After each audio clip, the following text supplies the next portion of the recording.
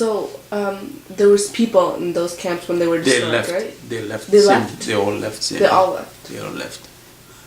But how were they destroyed? Like, Well, the people come invade them with the machine guns. They Wow. try. Some people killed. some people were killed before they could... A lot of people killed. Wow. Yeah. Like, about how much would you say? I don't know Like how in the many killed, thousands, but a lot or- of people killed. I don't know. I don't know how many killed. I think not too many people killed. The only one that killed a lot, as you remember, that's the fourth camp. That's in Beirut. They killed Sabra Shatila. That killed, maybe 1,000 people killed in that one. Israel came over, they invaded at night, and they killed a lot of people. Oh, so was it the Lebanese? There were Lebanese Or- and Israeli, but Both of them, or... both of them. But actually, when they went to the camp at the beginning, they circulated Israeli. The people who go inside, the Lebanese phalanges. Oh, okay. They killed a lot of people there, and Okay. some people they killed. Actually, I was here in this country. I know them very well. They were my neighbor. They were in Beirut. They killed them.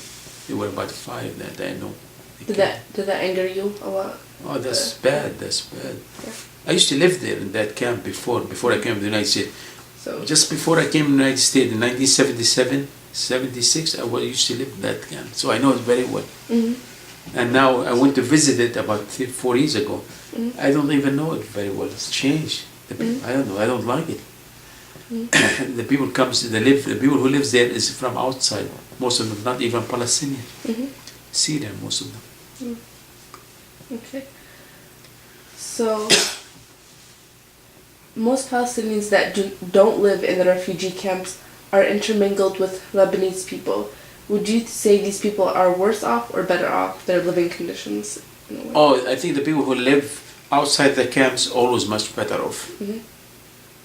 Yeah, much better. Why? Because their children go to much better school. Their children, they don't grow up in the alley of the camps.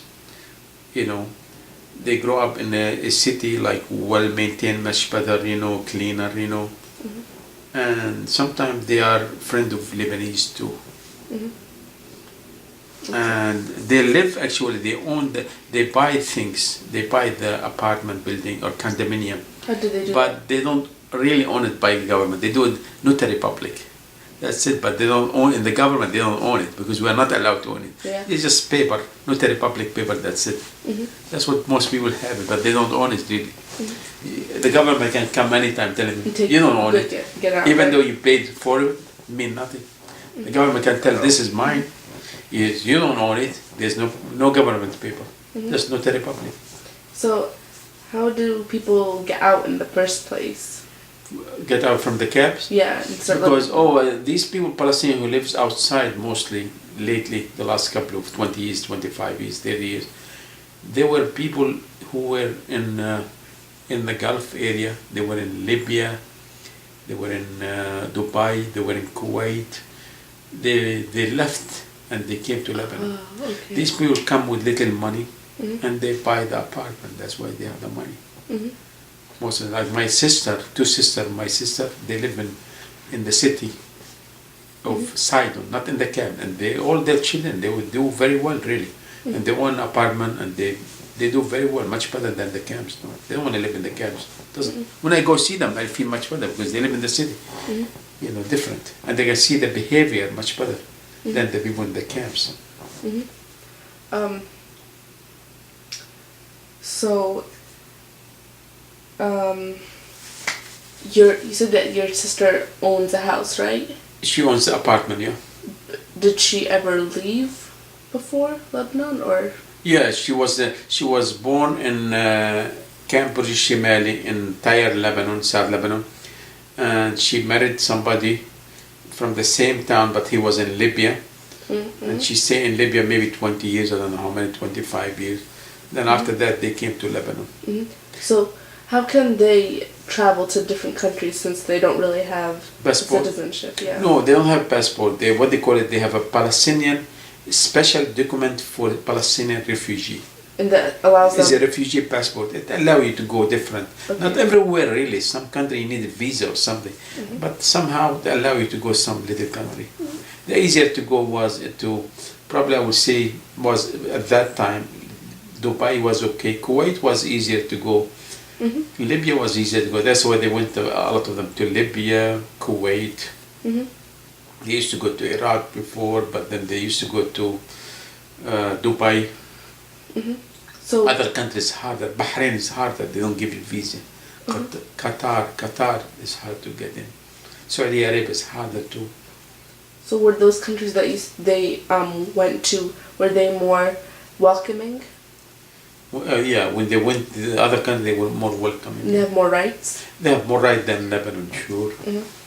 Okay. Any other country is much better than Lebanon. Even the Palestinians in Jordan, they give them citizen of Jordan. Even the Palestinians in Syria, they were treated good. Only the Palestinians in Lebanon, they're not treated good. No. So why do you think they still stay there? It's because they don't have enough money to move? Well, they have no choice. Where they're going to live? They are poor. They cannot afford to go with the wife and the kids somewhere. It costs money. But if you are single, then you said to yourself, I'm leaving. You can leave. You are by yourself. So most young people now, they leave. Yeah. People when they are 22, 25, 26, 25, when they're single, they leave. And there's a lot of them, they left. When you go to the camps, you don't see young people as much. Mostly you see older people. Yeah, the old people live there. The young is gone. And we do have a problem because women stay in, they never travel, and the women, they never get married because all the guys left. And that is a problem in Lebanon, in the Palestinian refugee camp. Before, everybody used to marry, everybody, women, men, married, everybody married. Now women stay with no marriage because of not enough guys. The guys leave, and the guys leave sometimes, and they married the foreign woman from Germany. They married from Sweden, Denmark, yeah, and they stay there. My friend, he went to Germany. He married German citizen woman, and I met her, and he lives there. So we lost that guy. He could marry somebody from the camp.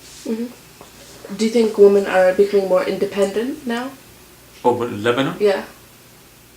Oh no, still not independence. I would say not yet. In what way? The only independence if somebody was living in the camps is harder. They still not independent in the camp, but if they live in the city in Lebanon, cities they're more independent. They get good education. They go work in the Gulf area somewhere. They do okay. Because my cousin, she graduated from Beirut, American University in Beirut.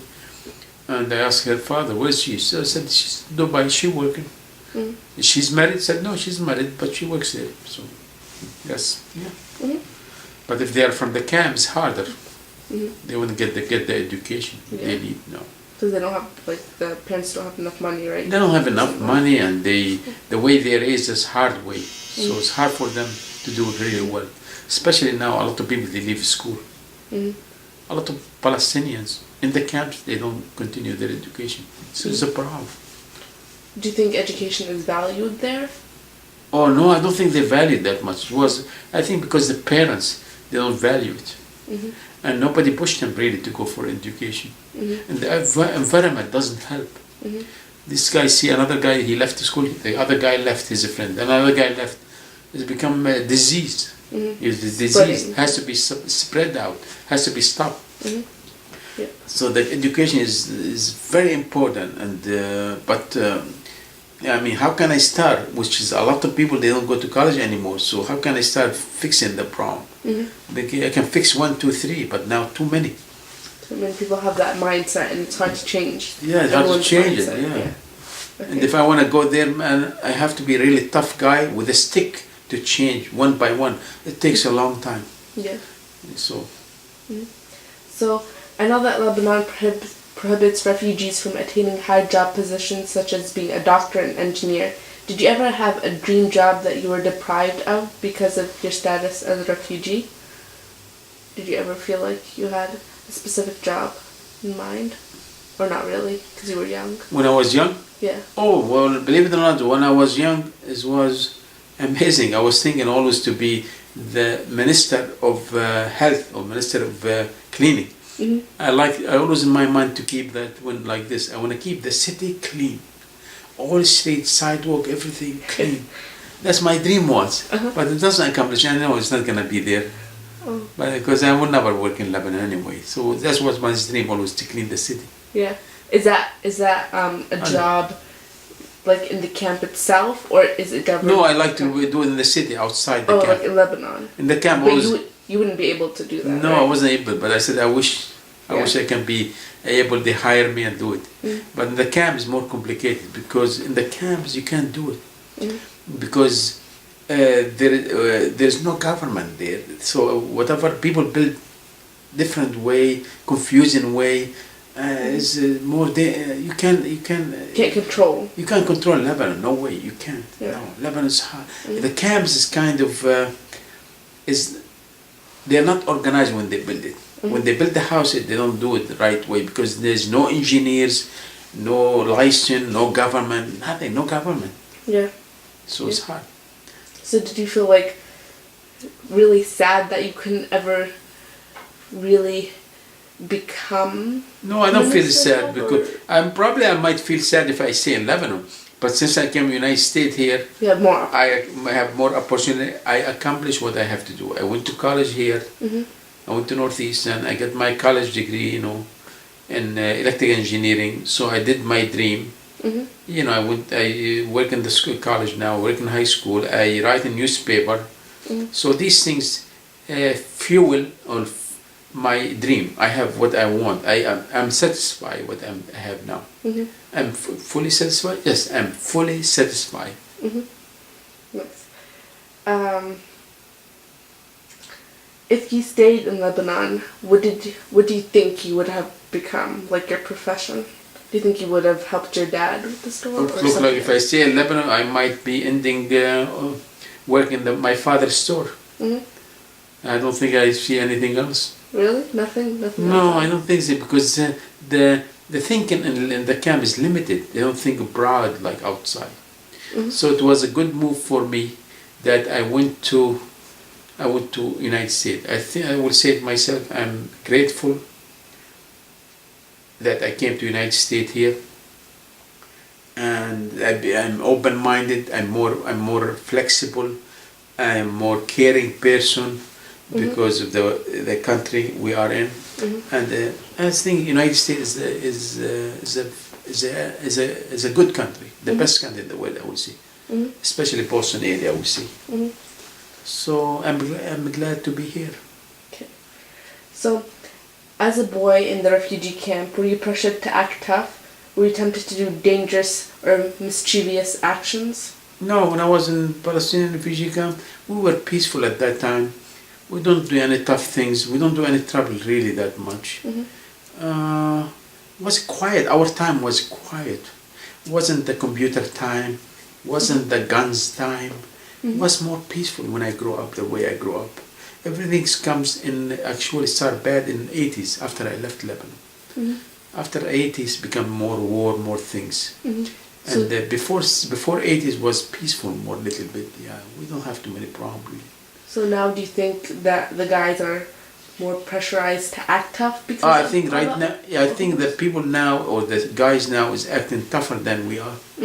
Because even the way they dress different, the way they talk different, no respect.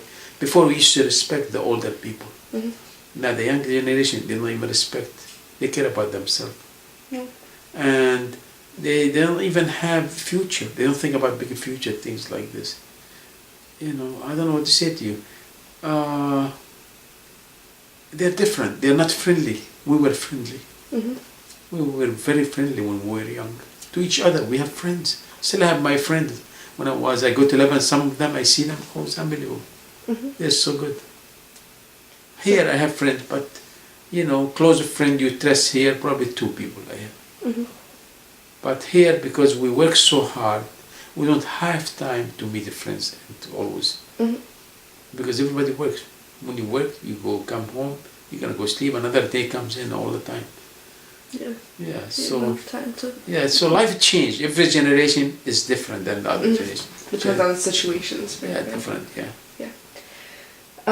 Did you ever think that you would leave Lebanon?